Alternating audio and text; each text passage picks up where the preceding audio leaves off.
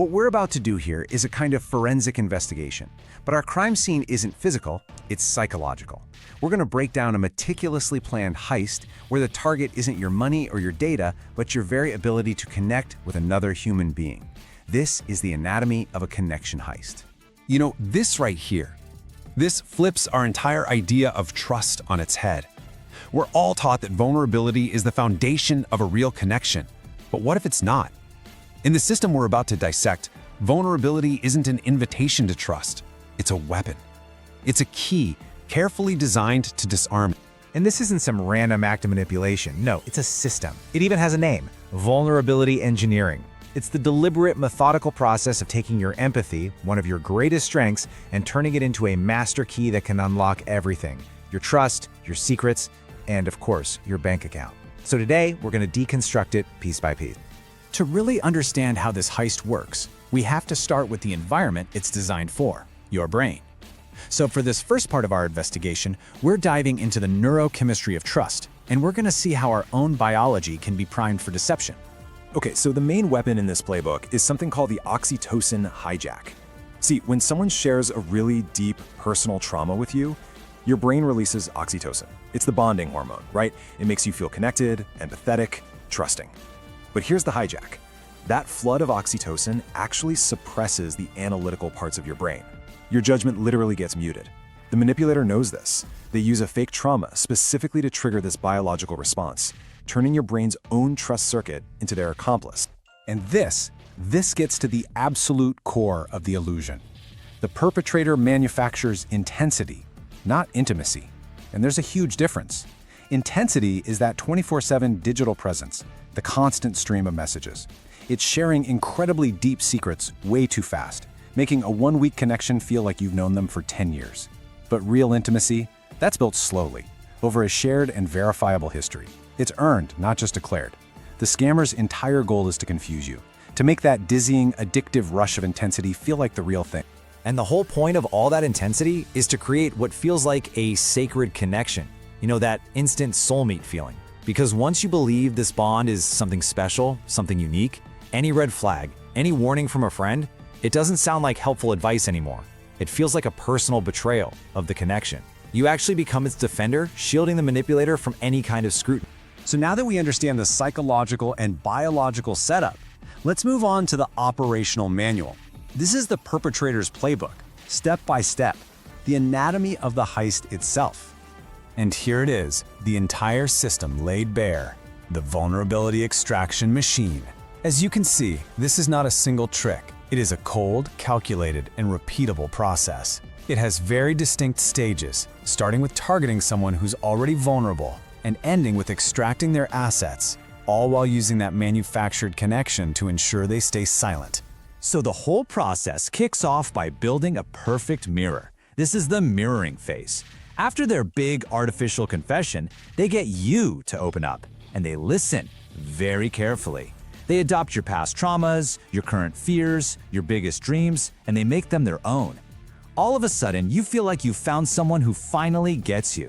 And that feeling of being profoundly seen and valued, well, it's probably the most effective psychological sedative in the world. And this is the crucial moment. This is the turning point. It's when you, feeling so deeply understood, fully buy into the us against the world story. You start to believe that your friends, your family, they just don't get it. They don't understand this special bond. This is the isolation play in full effect. The goal is to cut you off from anyone who might spot the red flags. Okay, so once you're isolated inside this sacred bubble, the next step is deployed. The crisis, and it's always urgent. And it's always a problem that, conveniently, only you can solve. A frozen bank account that just needs a little cash to unlock. A sudden medical emergency. A business deal that's about to fall apart. The story is specifically engineered to turn you from a new friend into their hero, their rescuer. And right here, this is where the manipulation flips. That connection, the one they built so carefully with all that shared vulnerability, is now officially weaponized. The request for money is no longer just a request. It becomes a test of your loyalty, a test of your belief in them, a test of your commitment to that shared future they've been painting for you. Now, this is really important. The financial transaction is never framed as a simple loan. It's framed as an act of salvation. You're not just sending them money, you are saving them. And by saving them, you're protecting the sacred bond that you've built together. It's positioned as this noble sacrifice, the ultimate proof of your trust. All of this leads to what we call the psychological choke point. This is that gut-wrenching feeling right before you send the money. It's the belief that if you don't do it, you're not just letting them down, you're going to lose this incredible once-in-a-lifetime connection and go back to being invisible and misunderstood. Honestly, the fear of that emotional loss is often way more powerful than the fear of financial ruin. So we've seen the what, the step-by-step system. But now let's explore the why. What makes this playbook so devastatingly effective? This is the psychology of surrender. There are several really powerful psychological weapons being used against you here. First, there's the rule of reciprocity. They confess to you, so you feel this biological debt to repay them. Then there's the halo effect. That one brave act makes them seem trustworthy in all other areas, especially with money. There's also information asymmetry. You see a soulmate, they see a target and are just reading from a script. And the whole thing is designed to keep you in System 1 thinking, a purely emotional state where logic gets shoved aside, fueled by the constant intensity of all these shared secrets. To keep you in that emotional state, the manipulator traps you in what's called a closed loop. This loop is fueled by a constant diet of manufactured intimacy. You know, vulnerable voice notes, late-night confessions, stories about shame. This nonstop stream of emotional content keeps your brain flooded with oxytocin and dopamine, and it makes sure you never have the quiet space or mental distance to actually engage your rational brain. It's a bubble designed to stop you from thinking critically. All right, we've analyzed the system and the psychology behind it. Now let's shift to how you defend yourself.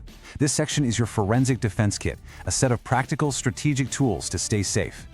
The heart of your defense is something called the time-gating audit. It's a 4-step process to introduce friction, to slow things down. First, you learn to spot velocity vulnerability, that feeling of too much, too fast. Then you actively verify their story. Google the key parts of their confession.